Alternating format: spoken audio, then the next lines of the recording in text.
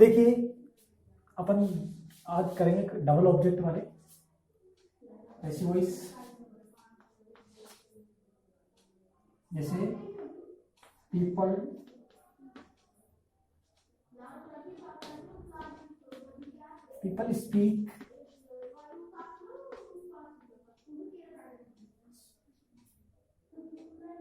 Speak English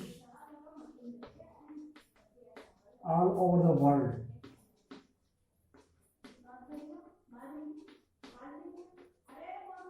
all over the world. देखिए इसमें दो ऑब्जेक्ट हैं, आज अपन दो ऑब्जेक्ट वाले पढ़ेंगे। देखो पहले ये देखिए सब्जेक्ट क्या है इसमें, पीपल। वर्ब क्या है, स्पीक। ऑब्जेक्ट अब देखो ऑब्जेक्ट भी दो प्रकार के होते हैं, एक डायरेक्ट ऑब्जेक्ट, एक इनडायरेक्ट ऑब्जेक्ट। तो इसमें डायरेक्ट ऑब्जेक्ट कौन सा हो जाएगा, इंग्लिश, और इनडायरेक्ट ऑब्जेक्ट कौन सा हो जाएगा, आई ओ। ठीक है ना। देखिए अब इसको दो ऑब्जेक्टों के अनुसार बना सकते हैं। देखो इसमें कुछ नहीं है, ऑब्जेक्ट दो होते हैं तो उसमें कोई से ऑब्जेक्ट से अपन बना सकते हैं पेज वॉइस। पहले देखिए इंग्लिश से बनाते हैं, तो बनाइए इंग्लिश। पहले ये देखिए यहाँ पे कौन सा वाक्य है, ये प्रेजेंट सिंपल का वाक्य है, क्योंकि यहाँ पे ऐसे इसका प्रयोग नहीं है। क्यों नहीं हुआ, क्योंकि यहाँ पे पीपल ये क्या है, बहुवचन है। क्या है, बहुवचन है।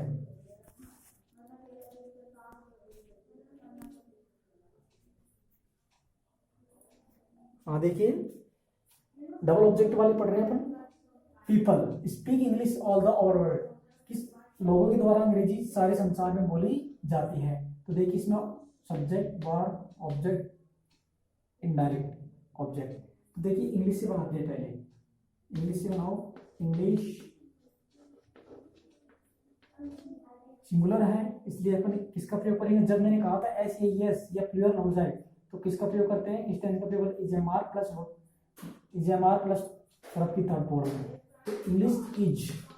अब स्पोक, स्पीक की थर्ड फॉर्म क्या, सेकंड फॉर्म क्या होगी, स्पोक, थर्ड फॉर्म स्पोकन। तो बनाइए इसको स्पोकन। English is spoken. अब देखिए इंग्लिश इज द स्पोकन, बोली जाती है, अंग्रेजी बोली जाती है। अब देखो इसमें डायरेक्ट दो ऑब्जेक्ट हैं, ऑब्जेक्ट को पीछे भी ले जा सकते हो, लेकिन इस वर्ब के बाद भी बैठा सकते हो। तो यहाँ पे लिख दीजिए ऑल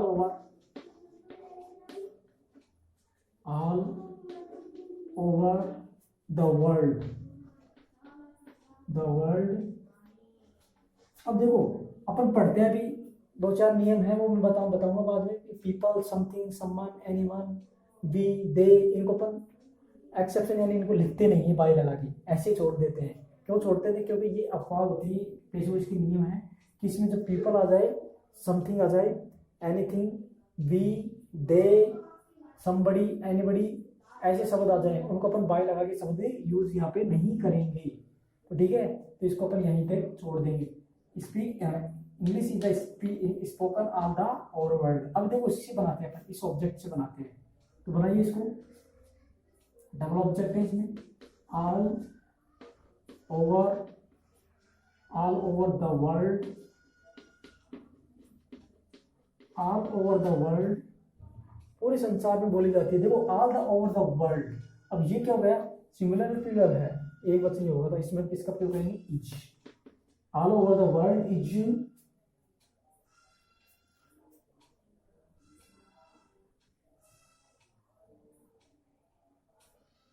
देखिए कहां तक रहेगा, वहां all over the world is. अब वही थर्ड फॉर्म यूज की, स्पीक क्या हो जाएगी, स्पोकन।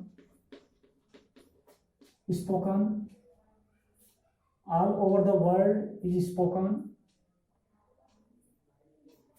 क्या बोली जाती है, इंग्लिश। इस ऑब्जेक्ट को लिख दीजिए आप, ये आपके डबल ऑब्जेक्ट होगी, घबराने की जरूरत नहीं है, आप कोई से ऑब्जेक्ट से बना सकते हो आप। और देखो पेपर में भी ऐसा हो सकता है, कोई से ऑब्जेक्ट से दे, आपको ये देखना है कितने ऑब्जेक्ट है, ये पकड़ना है तुरंत, और ये देखना है कि ऑब्जेक्ट सिंगुलर है प्लूरल है, तो उसके अनुसार वर्ब आ जाएगी और बाकी का जो है तो हो जाएगा। और ये और देखना है कि वर्ड कौन सा है, कि something, anybody, somebody, anybody, people, we, they, इनके साथ में बाई के बाद में नहीं आएगी ये सब। नेक्स्ट क्वेश्चन देखिए, next example, you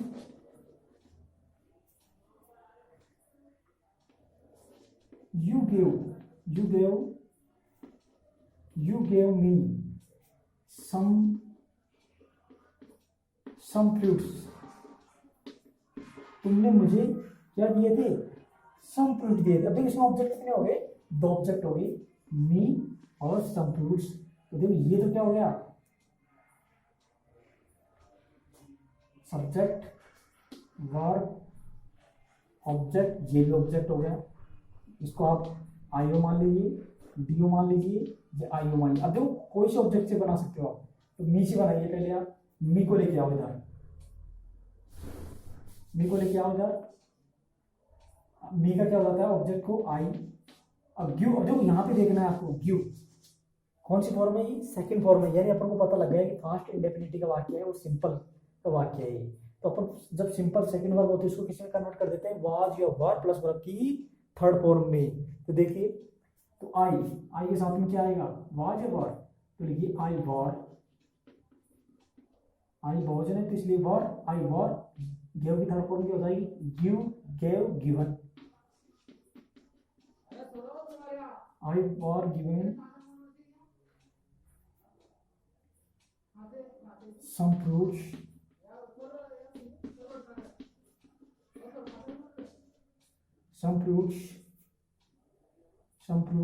by you।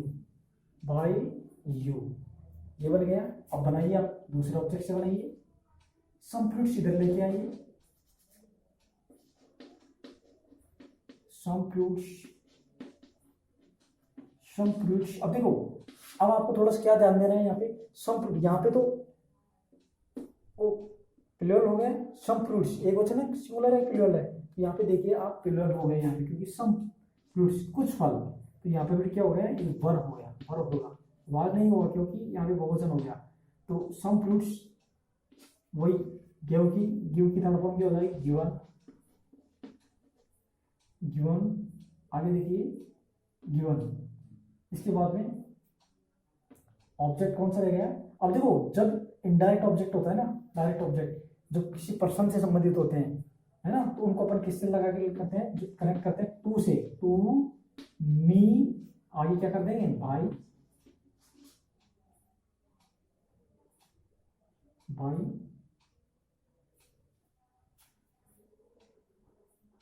तो नहीं, यहाँ पे क्या लिखा था? यहाँ सब्जेक्ट एरिया यू, इसको किसी में कन्वर्ट कर देंगे, यू को यू में कन्वर्ट कर देंगे। आगे देखिए, कहीं पर आपको टू नहीं मिलेगा, आपको डायरेक्ट भी मिल सकता है, गिवन मी बाय यू। तो गिवन टू लिखते हैं, ये सही माना जाता है। Okay,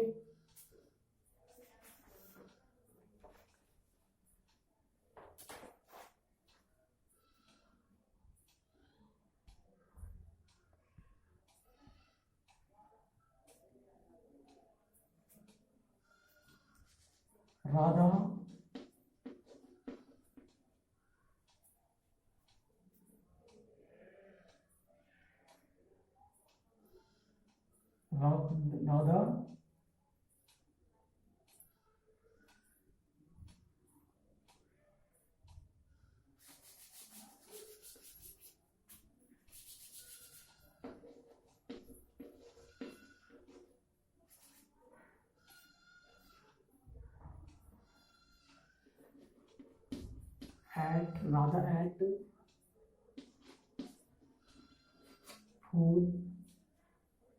at food yesterday।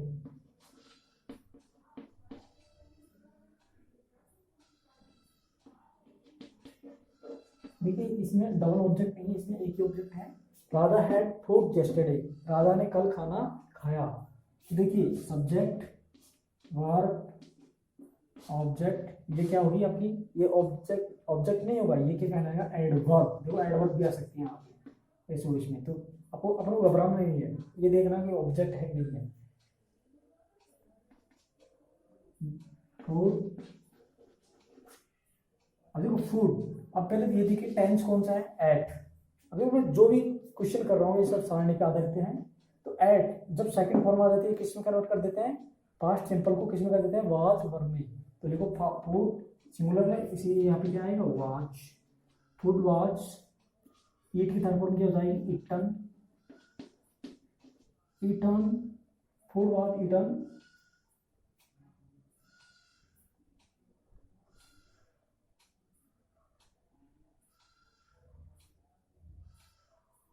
Yesterday कर दीजिए पहले, यस्टरडे बाय राधा। चलो ओके थैंक यू, इसके बाद कल करेंगे अपन।